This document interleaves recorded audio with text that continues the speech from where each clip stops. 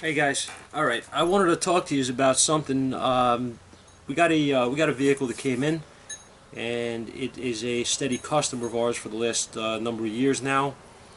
2002 Jeep Grand Cherokee 4.0, and we have a customer complaining that as they were driving the vehicle down the highway, they have a flashing check engine light.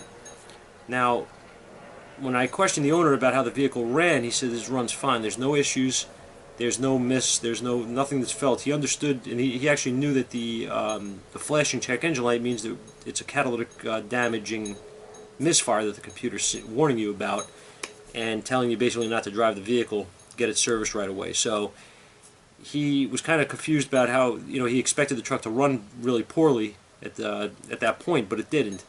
So he drove it home and said that by the time he got home, the check engine light was just on steady and it wasn't flashing anymore. So that was when he brought it down. We checked it, or started to check it. Obviously scanned it, got a PO300, which is what I expected.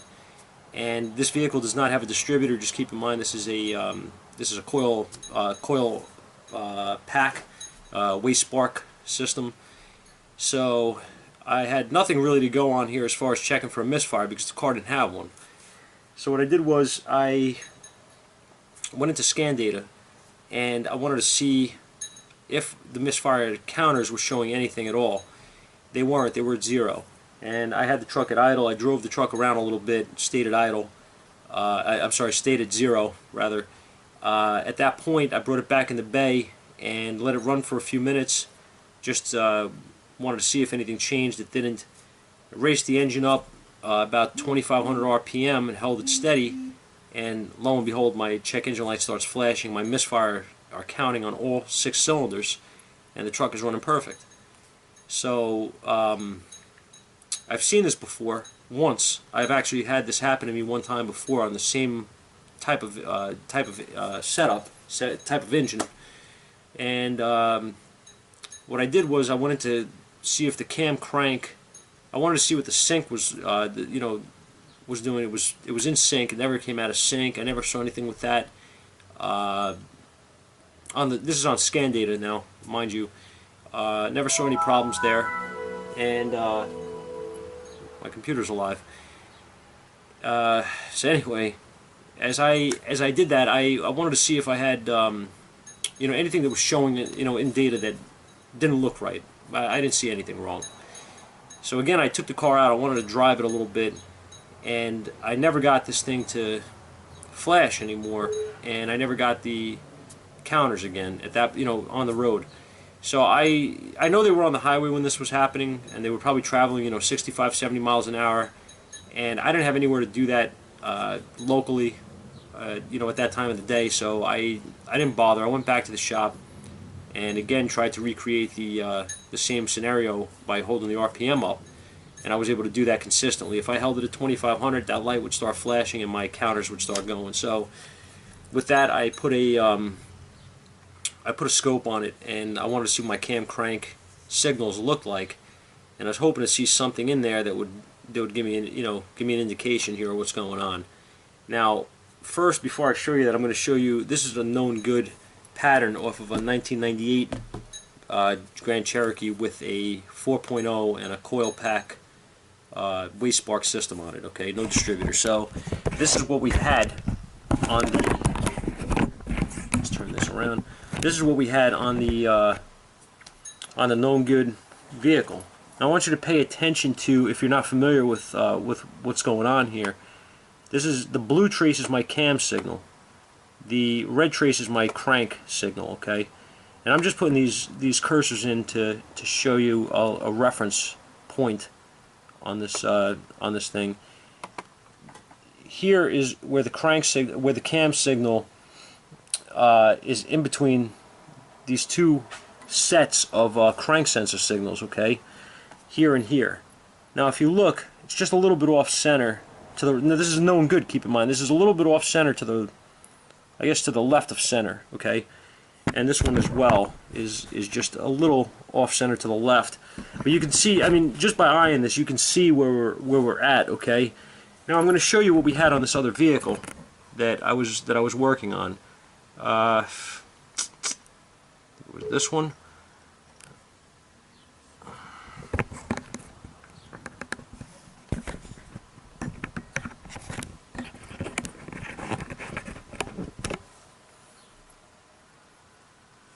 Okay. So again, I'll put in the cursors just to point point of reference here. And this is something I don't really understand what's going on here, but I'm gonna try to explain what I have and what happened the best I can. If you look at this point of reference here, I mean, on the red now is our cam, blue is our crank. If you look here at where this lines up, you know what I mean, this is way off center to the right of the the right of the center between these marks, right, between these crank signals. Now, it doesn't really, to me, it looks like my timing is off here. It doesn't, you know what I mean, it looks like I have a stretched chain or something like that. This doesn't look right to me. Or a cam sensor that's adjusted incorrectly or something, but my cam sensor is actually not misadjusted. I had checked that already. We're about 3 degrees. It's reading on the data, and I don't see any, any problems there. It's an OE sensor as well that's in there for the cam. And what I did at this point was shook my head and wasn't really sure, because again, this crank sensor signal looks fine. Okay, I don't see any problems in this crank sensor signal. It's supposed to be groups of 4 is what we're looking for here, and inside this cam sensor signal here, we should have 3 groups of 4, which is correct. It's just that I don't see, this is not lined up where I'd like to see it, okay, according to my known good pattern. So I really didn't see much here that I felt would help me. What I do know, though, is that the crank sensor in this truck was replaced a few years back, and the crank sensor that was put in was a standard crank sensor, standard being the brand. And I've seen a sensor do this before, an aftermarket sensor do this once before, and I couldn't explain it then, and I thought that a few years later we learned things, and we'd be able to understand why something had happened back then, but lo and behold, I still can't explain it now. So the only thing I can explain is that I know that I've seen this before, and I know that I had an issue with the same truck, basically the same vehicle with the same setup in it, and the crank sensor that was in there was aftermarket, and I replaced it with an OE sensor, and it fixed my problem. The only difference on that vehicle from this one is that my timing was not apparently like this one is. It looks like it's out of time a little bit. That one did not show this symptom. That one actually was centered, and it looked good. So now I'm in a dilemma here, because I said, well, I feel like it's got a timing issue, and maybe that's causing my ghost misfires here or whatever, but not 100% sure. So what I wanted to do was I wanted to put an OE crank sensor in this thing and just see what happened. Now, I was actually willing to just try this. I wanted to see what happened. So I got an OE crank sensor and switched it out, and this is the file that I got from the OE crank sensor. I just want to show you this.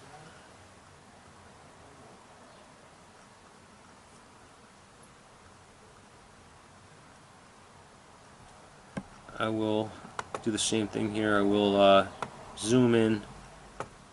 Okay, so as you can see here, if you look at where we're lined up, there's really not any real difference here, in these patterns. This is still off about the same amount, you know what I mean, as far as I'm concerned. It's not centered, so this side seems to be centered more, I guess. This is not, but in any case, we put the sensor in. This is what we got, and of course the first thing I wanted to do was get the engine warmed up a little, and then hold the throttle open at 2,500 RPM, right? Because that's where my issue was, and that's when I saw my Misfires counting. So I wanted to see that check engine light flash again and say, well, you know, it didn't fix it. Well, guess what? It did fix it. The check engine light doesn't flash anymore. The RPMs at 2,500. No misfire counters. You know, everything's at 0. All 6 cylinders. There's nothing going on. And guess what? The truck still runs the same as it did before. It runs perfect. So how do I explain this, right? That's why I'm here. I don't know. I have no idea. And I'm telling you guys, like, I really don't have any explanation for this. I don't understand it because there's no... I can't see anything wrong, alright? Maybe, because this is the World Wide Web, maybe somebody has seen this and can actually explain to me like I'm a 3-year-old what happened here and why this is doing this, because I really want to know. I really want to know why. That's the question. Why, right? We're supposed to understand systems and how they work in order to break down that system and diagnose what goes wrong in the system and fix it, right? This was really nothing more than a lucky guess. I mean, you know, it was a lucky guess. I fixed it. I'm lucky I fixed it, is what I'm saying. Because I really didn't see anything wrong. You know, I went based on experience, and the fact that I had one of these once before that I banged my head against the wall on, and, you know, the same thing fixed it. But why, right? So, you know, if anybody out there is a you know, 4.0 guru or something with these Jeeps or with these Chryslers, man, and I want to know. Please, like, respond. You know, either send me a message or whatever, or feel free to leave a comment. Call me at the shop if you want to explain it to me over the phone. I'll be happy to answer and talk to you. I really want to know why. All right, and not just for this, because I mean, you know, if a Jeep comes in again and I run into the same situation, I'm probably going to put a crank sensor in it again after doing my basic testing, obviously, and coming up dry. I'm going to put a crank sensor in it, more than likely. But I want to know why I'm putting a crank sensor in this thing, and I want to know if I have another vehicle, maybe a different make, model, or something that I haven't seen before that does something similar. You know, I want to know how you actually see the problem here. I want to know what's going on. So not understanding something like this is very frustrating to me, at least, because I like to understand the systems that we're working with. And I actually thought I understood this one pretty well. Now I'm not so sure, because obviously the strategy that this thing is using is not something's missing for me, you know, in my understanding of it, because I don't see the problem. So if you guys, again, if anybody knows, anybody could explain it, let's go. You know, let me know. I'd appreciate it. So I just wanted to share this thing with you guys and put it out there. Okay. I appreciate you guys watching, and hope to gain, you know, more of you guys. You know, I hope to get more of your interest in our videos and produce more material for you. So I'll see you guys soon, and thanks for everything.